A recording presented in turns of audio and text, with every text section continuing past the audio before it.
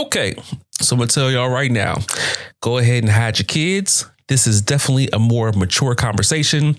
This is not what I was planning to talk about, but I had to be obedient.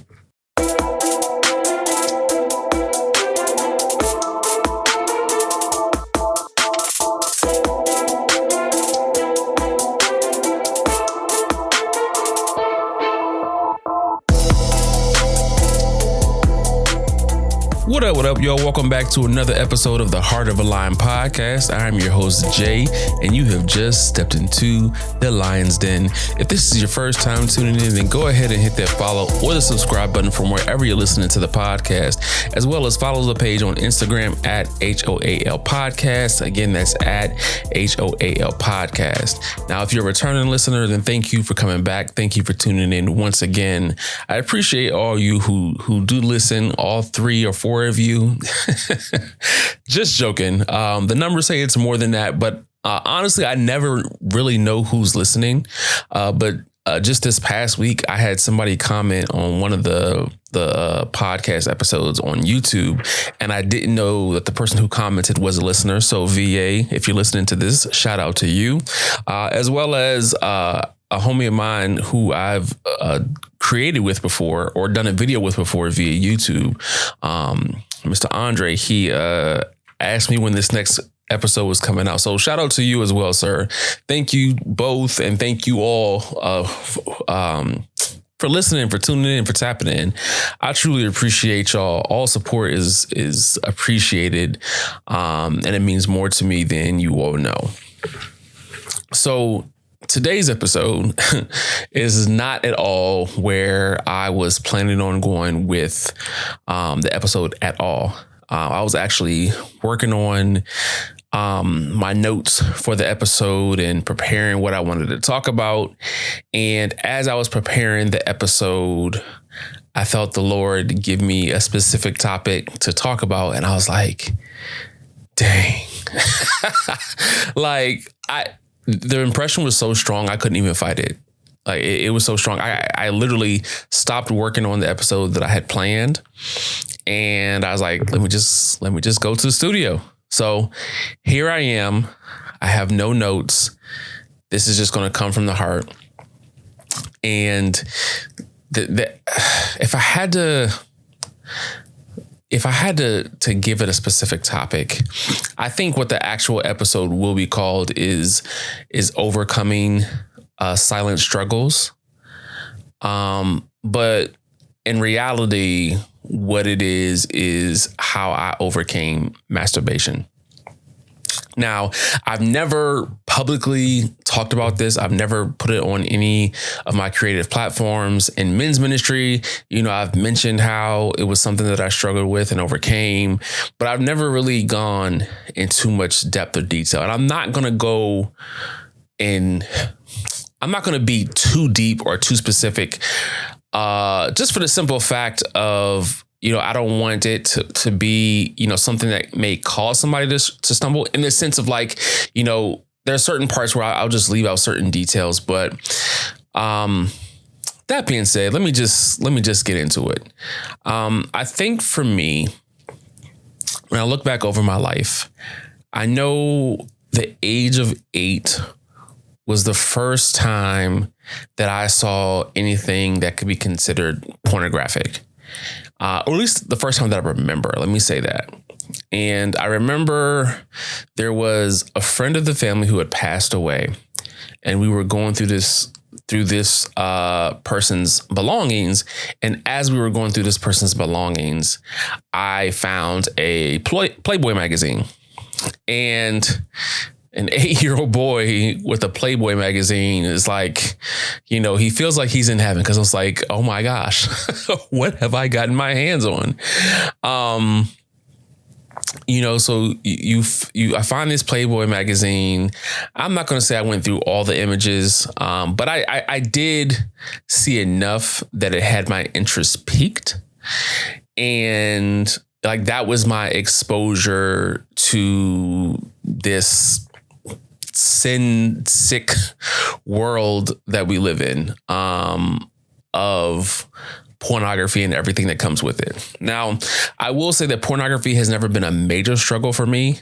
But it had, it was something that I did tap into and look at in different things. So this happens at 8. It was not the first time. It was the first time I saw a Playboy magazine. Unfortunately, it was not the last time. So I know that there were other times where I had seen Playboy magazines, or I know my eyes always popped when I saw the magazines at the store, but at the same time was like, I was either too young to pay for it, or when I was old enough, I was like, this is just stupid. Like I'm not paying to have somebody else's boobs in my possession. I just thought that was very weird, but that's neither here nor there. I know that there was a time when I was a kid. This was, I don't know, maybe 9, 10 or 11, somewhere around there. And I remember being at home, and I remember flipping through channels, and it was one of those, I don't know, they used to have a show called Real Sex. I don't think it was Real Sex. But it was some type of inappropriate movie or TV show. I think it may have been an inappropriate movie, but it was some movie. And the first thing I see is two big boobs on the screen, or I should say two women with two big boobs on the screen. And I remember getting caught watching that and getting in trouble for that. And of course, my mom, she got on my case and, like, you shouldn't be watching this, da da da da. And I shouldn't have been. However, I did. And I give both of those stories for a reason, because the images that I saw in the Playboy magazine and the images I saw on that TV show or movie, whatever it was, like, began to shape my mindset of, ooh, like, I like what I see. And I remember I was in elementary school, maybe 11 years old. And I don't know why we used to do this, but like when we're when the boys were going to boys' bathroom, we used to go in the bathroom and pull like up on the bathroom door to see like how many pull-ups we can do. So we used to do that. But what I learned at a young age was that when I used to do that, I liked this sensational feeling that it gave me. And because of that, because I like that feeling, it caused me to explore more. And again, I'm 11, 12-ish. I don't really remember how old I was. It was 11 or 12, but I remember enjoying the sensational feeling that it gave me. And you take that sensational feeling along with the images that I saw, and you put the two together, and boom, now we have masturbation. And it was something, man, it went from playing a game, or not playing a game, but, trying to do these pull-ups with my friends to, I would take a bathroom break, just like I would use the bathroom, but then I would also find myself doing that in the bathroom just to enjoy that sensational feeling. And as I got older, I would still do the same thing, but this also leads to me masturbating at home. And I don't remember, I genuinely don't remember what age it was when I first started like physically masturbating. I just remember that I was young. And then as I got older, I started doing it more frequently. And masturbation, it's one of those things where boys don't talk about it because they either feel ashamed or they feel like they're the only one, not realizing the other boys are doing it or probably doing it too. Or you don't know who overcame it. You don't know what people are going to say about you. If they find out that you're doing it, there's all the things that go along with that. And I remember being accused of doing it one time when I was in high school and, absolutely denying it. But I was doing it. I was definitely doing it. But it had gotten to a point where I was so I don't want to say so into it. I was doing it so much that I would almost give myself an excuse to do it. In the sense of like, if I'm playing a video game, I would get to a point where, I would tell myself, well, if I lose this game, then this is what I'm going to do. And I would do it, or I find myself, watching these, porn videos that I found online and, doing it there, or because I had seen so much pornography or pornographic images that I actually, like, I didn't even need to see the magazines or the videos anymore. I literally got to a point where I could just close my eyes and do it. And I'm trying not to go into too much detail. Probably need to put a parental advisory warning on this episode, but it consumed so much of me, whereas it started off as something that I'm not going to say truly. It started as something that I enjoyed and it made me feel good. But as I got older, I probably wasn't really until I gave my life to Christ. But as I got older, what I realized is the more I did it, the more I hated it. But not only the more I hated it, the more I started to begin to hate myself. And again, like I'll play a video game and if I lose, then I do that. Or if something makes me mad, then I do that to relieve, to whatever, if I'm sad, then I do it. I give myself all these reasons or all these excuses to do it. But then after I do it, I find myself just feeling so low, so sad, so like I'm mad at myself now. Like, why did you do that? Why did you go through with it? Feeling sad, or hating that I did it, and just like, dang, I used to be so hard on myself because I knew at this point I was having the convicting feelings that I should stop doing this like that. Like, this is something I just need to be done with. I need to be done with it. But at the same time, I was like, I don't know how. Like, I really don't know how to overcome this.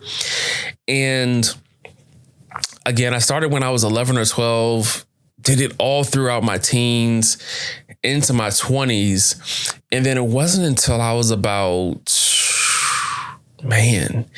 maybe 24, 25-ish, when I began to open up to people and say, hey, mind you, let me rewind. I began to open up to people, but I felt like I didn't have any male friends I could talk to it about. So I opened up to my female friends. Now, I don't know how they felt about it. I don't know what their thoughts were. I don't know if they thought I was crazy, or if they appreciated the fact that I was, being vulnerable with them. But I was so desperate to overcome it that I felt like I needed to tell somebody. And so I shared it with my female friends, and they said they would hold me accountable. And essentially what that meant was, like, if I felt the urge, then I could, call them or text them or whatever. But they also prayed for me as well. And man, it was definitely hard. It was definitely a struggle. It was definitely something that took me a while to overcome, because even though I told them at 24 and 25, I still kept doing it. I still kept doing it. Yes, I would call them from time to time, or yes, I would text them, but I still found myself doing it. And even as I'm talking now, I'm being reminded. Let me rewind a little bit. So when I was 22 or 23, I remember being home and laying in the bed. Now, mind you, it was storming outside, and for me, storms, they don't bother me at all. Storms do not bother me at all. I actually sleep well through storms. Listen, you got a good storm going? All right, I will put my head down and I will go to sleep, because they do nothing for me in the sense, I'm not fearful of them. However, on this particular night when it was storming, I remember being asleep. And I remember this loud crackle of thunder.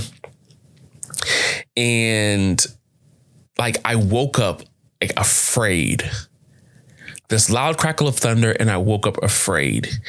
And immediately, like, I felt a conviction for masturbation. Immediately, I felt the conviction for masturbation, and just the need to stop doing it. Again, storms do not bother me at all. But this one situation, it was like God was speaking to me directly, telling me to stop doing it, telling me to not do it anymore. And again, I may have been like 23, and I'm thinking maybe 23 because I know at that point I was still living at home with my parents. But it wasn't until like 24, 25 when I was really trying to overcome it. But yeah, so I reached out to my friends. I tell them what I'm going through. They tell me they're praying for me. They would check on me from time to time. I would call them if I needed to. I would text them if I needed to. I had many nights where it was a struggle. I'm laying there in bed and I'm like, man, I don't know what to do. You know, sometimes you text people or call people and they don't pick up or respond. And, you know, in the moment, it's like, Lord, I can't get through this. But what I realized was, rather than me always trying to text and call my friends, what I really needed to do was just rely on the Lord. You know, call him, like, talk to him rather than always calling on somebody else, you know. But overcoming it, like, just because, you know, I wanted to overcome it doesn't mean it's going to be easy. For as often as I was doing it, as frequent as I was doing it, as long as I had been doing it, you know, it wasn't something that was going to be easy for me. Now, some people, they get delivered from stuff, you know, just like that, and they are able to go on with their married lives. For me, in this situation, this thing, it wasn't easy. But what I think happened was, like, the Lord, even though I was still struggling with it, and even though I was still doing it, I think the Lord saw my desire in overcoming it. And I always tell people there's a difference between the struggle and the fight, and specifically in regards to sin, you know, a struggle and settling. For a long time, I was settled in my sin of masturbation, and I was comfortable with it. You know, I was content. I enjoyed it, whatever. And I think it wasn't really until I got a good understanding. What is it? Matthew 5:28, I believe. Matthew 5:28. Let me see. But I say to you that in 29, if your right eye causes you to sin, pluck it out and cast it from you. For it is more profitable. 30. And if your right hand causes you to sin, cut it off and cast it from you. For it is more profitable for you that one of your members perish than for your whole body to be cast into hell. And I remember the first time I read that, and I just thinking, like, man, like, do I really have to cut my hand off? You know, like, just like you think about all the extremes, but like, hearing that verse, having that moment with God, with the thunder, you know, up until that point, it was a settle. So when I settled in the sin, I was comfortable in the sin. There was like, you couldn't tell me nothing. Like, I was cool with it. But when there's a struggle, that means that there's a fight. I'm not going to go down easily in a struggle. Like, I'm fighting to overcome this, and I'm not settled in it anymore. So, you know, again, there's a difference between a settle and a struggle. You know, I can work with somebody and pray with somebody through some things if they're struggling, because I can see that there's a fight there and that they're determined to overcome whatever it is that they're going through. But when you're settled, you're like, you just accepted that as this is just who I am. This is how I am. This is how God made me, and fill in the blank of whatever sin, and people settle all the time for whatever that particular sin is. But I feel like I'm getting a little off track, so let me get back to it. So I'm 25, still struggling with it. And I think, you know, 25, 26, 27, you know, I'm at a point where I'm still doing it, but I'm not doing it as frequently. But what I firmly believed helped was just, you know, growing in my relationship with God, you know, getting into, a place of prayer, getting into a place of reading the word, spending more time with him. The things that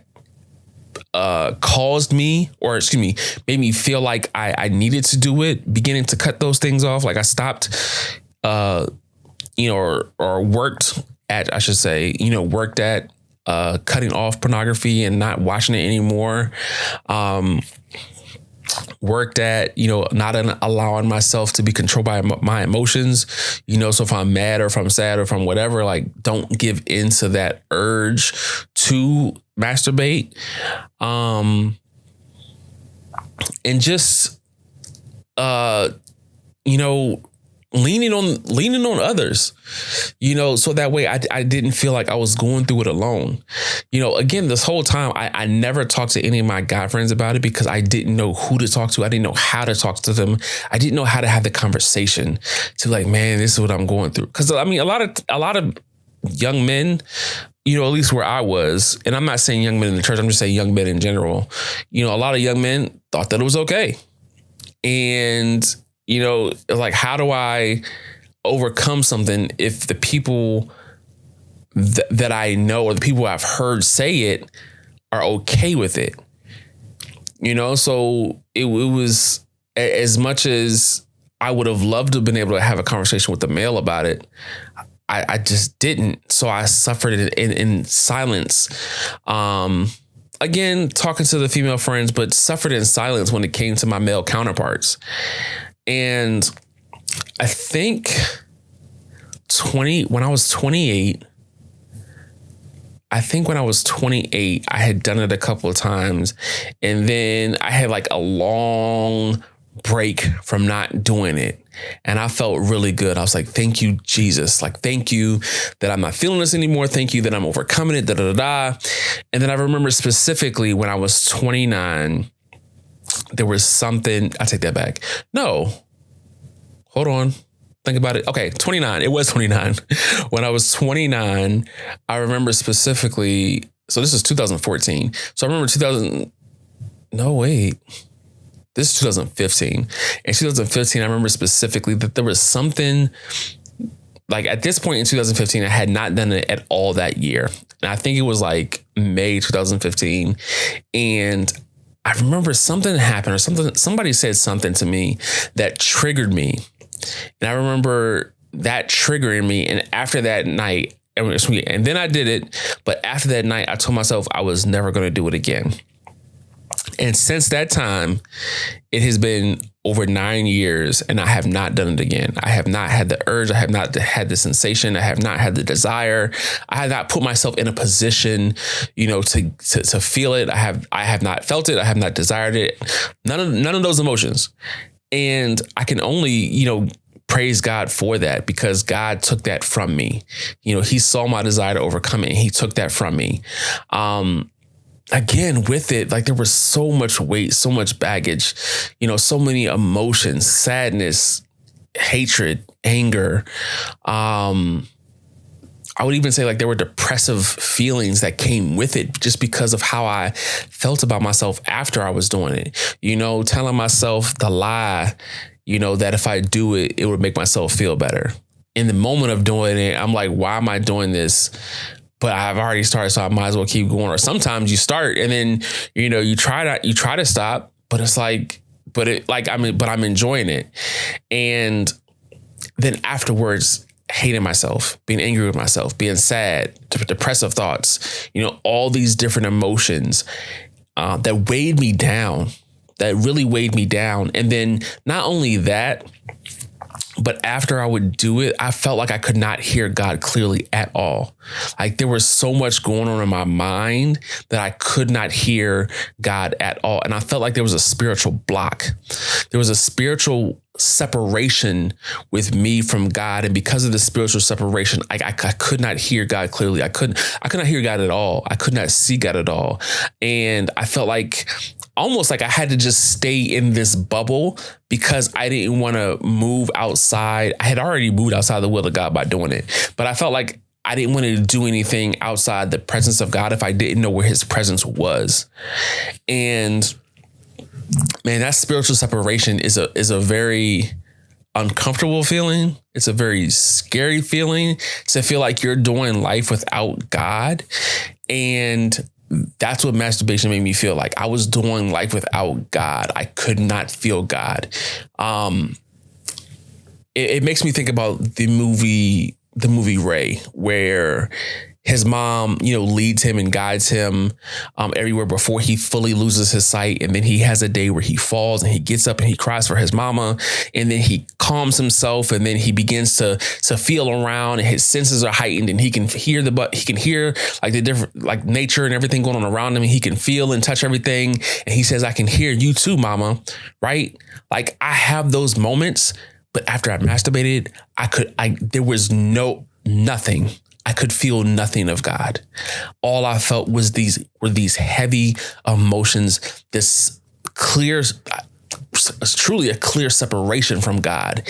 And I even hated myself more that I felt separated from God.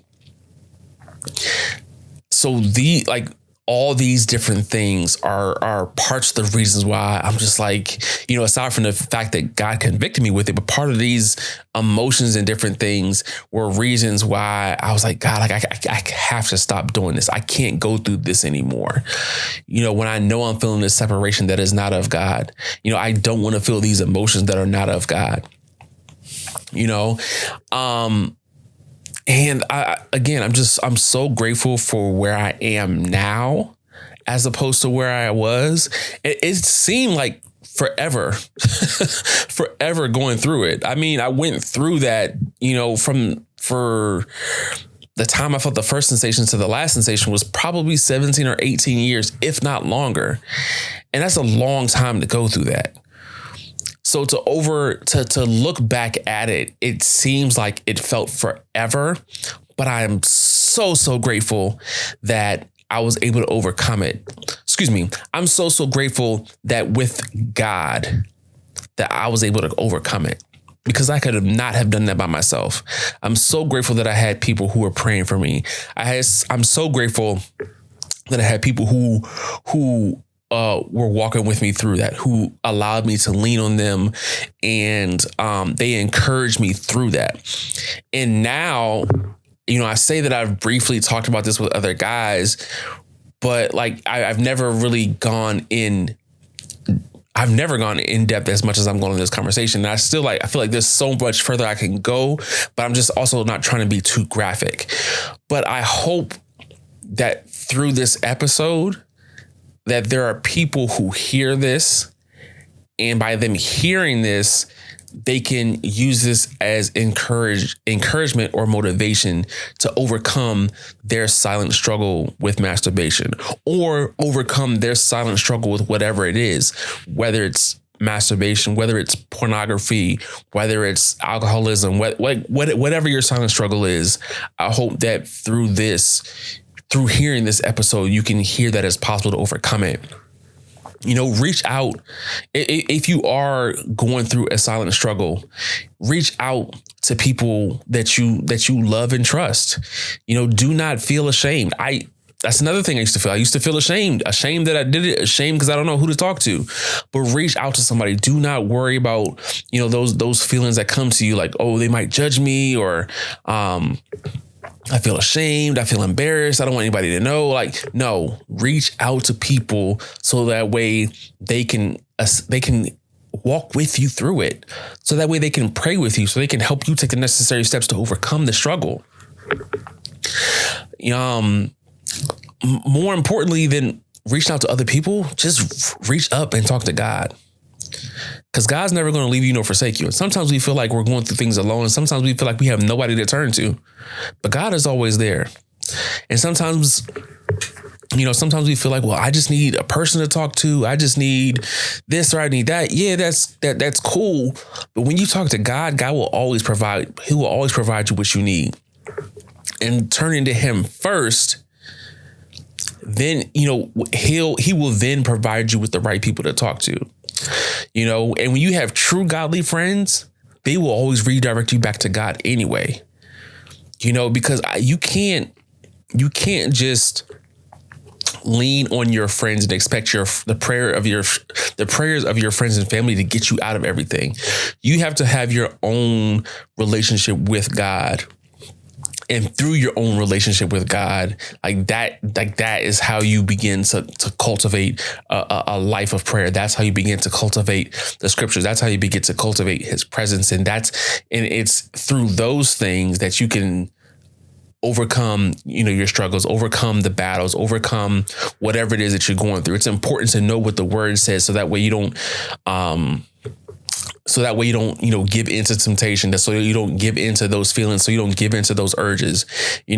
I said I haven't, masturbated in over 9 years, and I stand on that. Does that mean that urges have never come? Excuse me. Does that mean that sinful thoughts have never come? No, because even though I overcame that, every once in a while, there are, goes right back to me being a kid, those pornographic images come to mind. But what do I have to do? I have to declare the word over myself. Romans 12:2, be ye transformed with the renewing of your mind. I believe it's Corinthians 1 Corinthians 10:5, which says, bring every thought to captivity to the obedience of Christ. I've had many days where I just had to repeat that over and over again to myself in order to renew my mind, in order to take the thoughts captive. So that way I'm not held prisoner to the thoughts or to the things that come to my mind. Just because the images come to my mind doesn't mean that I have to allow myself to be held prisoner in that moment. I don't have to dwell on those images. I don't have to dwell on whatever it is that the enemy is trying to plague my mind with. But again, this is why I have to know the scripture. This is why you need to know God. This is why you need to have godly people around you. Have people who are praying with you and praying for you. Have people who want to hold you accountable. Like, yo, you good?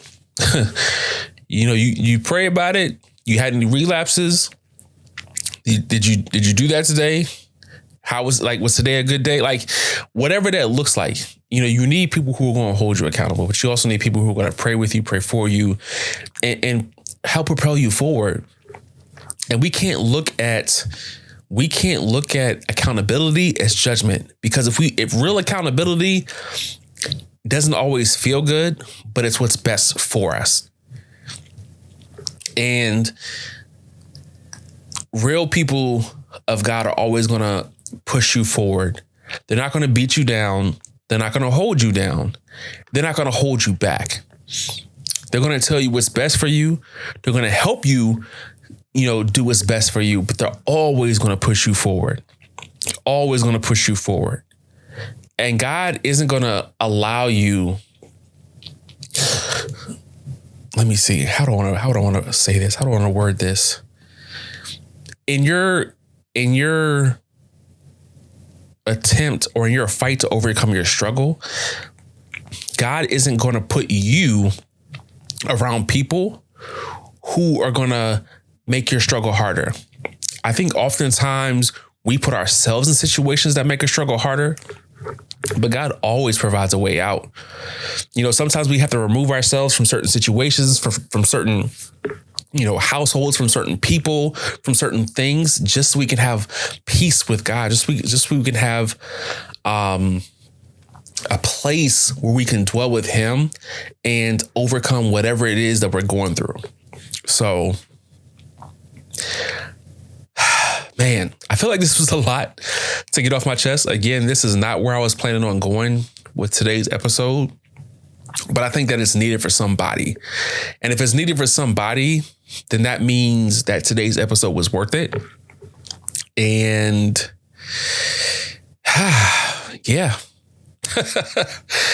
Yeah. So if you're going through something, if you're struggling with something, if you're going with something that is causing spiritual blockage or is even spiritually killing you, reach out to somebody, say something, ask for prayer. Like, never be too ashamed to ask for prayer. Never be too ashamed to tell somebody what you're going through. So anyway, that's all I have for y'all today. I'll holler at y'all again next week. Until next time.